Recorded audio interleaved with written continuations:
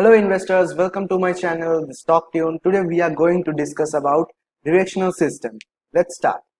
This is another technical indicator. It does not determine whether the trend is up, that is bullish, or down, bearish. Rather it measures strength of the current trend.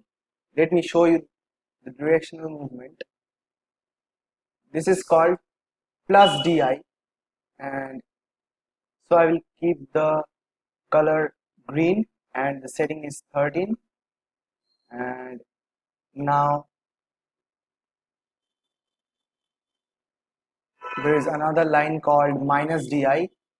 Its setting is also 13. Because it is minus DI, so I haven't changed the color.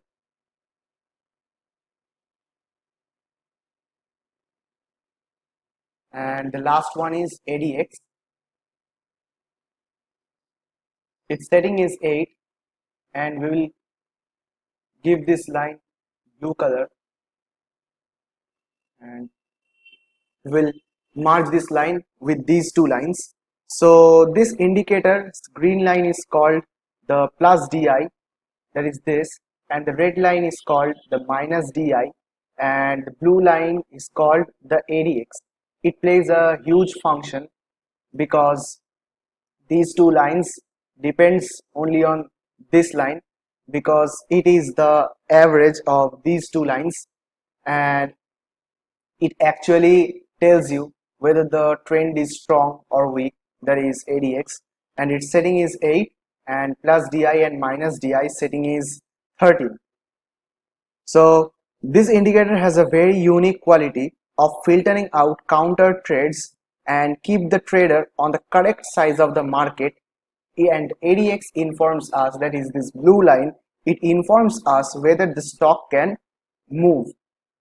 It actually tells us the direction where the stock can really move. So first I will tell you, as it says, the overall trend's strength, that is whether the trend is weak or whether the trend is strong, the ADX always informs that. So we can find out the trend in the market with the help of these lines. Actually, when ADX reaches 0 to 25, the current trend is little weak, but when it reaches 25 to 50, the trend becomes very strong. Let me show you. It's 50, the trend is very strong. You can see an uptrend here, and when it reaches 50 to 75, it becomes very strong. As you can see here, it is 70, but it has not reached. Till it becomes very strong when it reaches that position, and it becomes super strong when it reaches 75 to 100. Then it becomes super strong, and the current trend of the market becomes more valid when any one of the two DIs reaches 20 to 25 level, followed by ADX. As you can see, I've already marked the 25 line.